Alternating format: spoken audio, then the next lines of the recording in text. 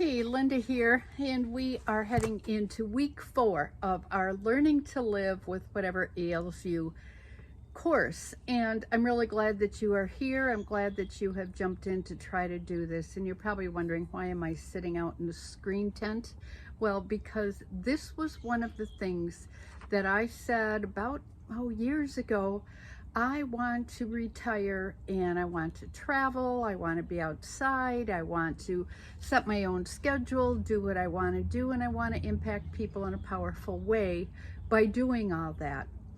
But I didn't think I could. I didn't know how. It was a struggle. And the self-talk, which I still have to keep on top of, is still there, that, oh, it's not good enough and people aren't going to sign up and all of those things. See, we are born with a blank slate, which I know I've said in other weeks that we have been doing this. And throughout our lives, we get this negative talk, negative messages from whoever is out there that create what I call this muddy rut in our brains, and we just start from the moment we're born. There's an APGAR score that tells us whether we're normal or not. And then the judgment begins as to, based on that score, whether or not we are going to hit certain milestones or we're going to be able to do things. My counselor in high school never thought I could go to college, let alone graduate with a 3.7 GPA. And I never even tried until I was almost 30. And then I became a counselor, and I've been doing that for 30 years now. And it took me quite a windy road to get to where I am today, where I'm home, setting my own schedule, doing my own thing, letting the cars go by and interrupt this, being unprofessional. I'm not sitting in one of those fancy things with the lights and the microphones. I hope you're still getting something out of this, because if we don't get a handle on the negative self-talk, that we're not going to do it, we're never going to get there, we're not going to reach our goals, then guess what? We never will. We never will. We have to start thinking outside the box. We have to start looking at what we have and what we are and what we've accomplished, as opposed to what we haven't done, what we haven't accomplished. Because we got to where we are today in our business, in our lives. Most of you watching this probably have a home that you're living in. You probably have food on the table. You've got a phone or some kind of gadget to watch me. You've succeeded. So quit telling yourself that you can't do it and start looking at what you can do. Now, if you have trouble with this, you've got to go to other people. And you got to ask them, what am I good at? What can I do that has helped you?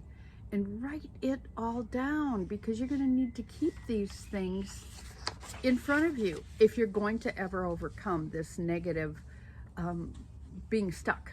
Because that's where being stuck comes from. It comes from not believing that we can get unstuck. So we've got to change. And so wherever you get those positive quotes, those, whether it's from your faith, from the Bible, from whatever beliefs you have, whatever memes you look at, wherever it's coming from, you can do this. Now, we've got a group that is right now on Facebook called Speak to Me, God, I'm Listening. There's a bunch of us, over 100 of us right now, that are on there. Not everybody posts, but for those of us who need this in our lives, we post every morning the 3 G's. What are you grateful for? What are you good at? And what are your goals for the day? And I know I've talked about this before, but it's so transformational. If you aren't doing it yet by lesson 4, you need to start doing this. This is how you reach your goals. Whether it is one moment at a time to not scroll one more thing and get up and go do the dishes or go brush your teeth or get dressed, whatever that one little thing is, then give yourself credit. I did something good. I'm good at setting my mind to a goal. I am going to do the next best thing I'm grateful, I'm good at, and this is my next goal. And if you've got to do that circle thing of the 3 G's every 2 minutes, then do it.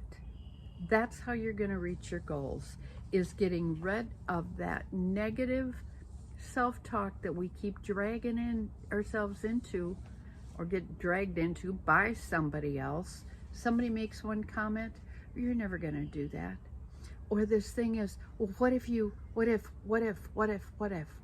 We're going to get into the but lesson a couple times, a couple more weeks up. We're gonna do a buttectomy, so you quit making excuses for why you can't, but you've got to get rid of that negative message.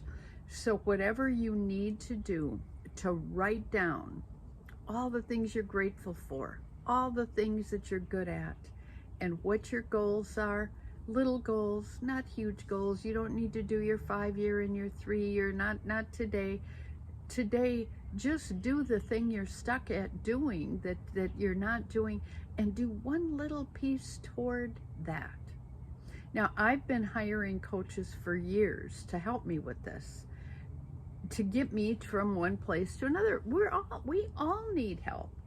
So whether it's a coach or a counselor or a friend or whatever, we need to reach out to help us with some of these things that we can't do for ourselves. So I encourage you right now to grab this sheet. Actually, you'll probably need a journal. A journal would be better, because there's not a whole lot of room on this downloadable sheet I gave you. But there are a couple other things that I did link in here. Dr. Carolyn Leaf is one of the people I've been following for years, who is really got a lot of great stuff on toxic thinking. And I've talked about it before, how it literally causes our brains to become toxic, which causes our body to become toxic, which causes anxiety and depression and all kinds of other negative stuff. I also included my ebook, How to Save America $1 Trillion by Doing Away with Normal. Okay, that's a weird name. But the fact is this normal thing. We have so many categories we put people into, and that we limit ourselves and others by thinking that, for example, somebody who is a drug dealer, has never done anything or had a real job, could ever really amount to anything. What are they going to do? Haven't even finished high school.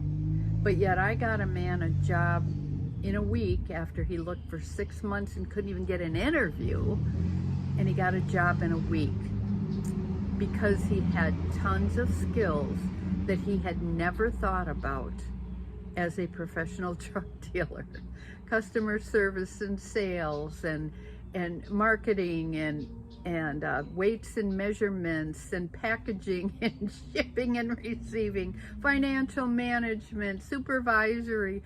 I mean, the list goes on. When you think about any business person, that's what they do. But nobody could see that in him. And he certainly couldn't see it in himself until I wrote up his resume and cover letter, and the cover letter was, hey, I've screwed up my life, made a lot of bad choices, but I really do have all these skills, and I'd love to prove it to you. You have them too. You have the ability to do what you think you can't do. And if you don't, let's find out why you think you don't.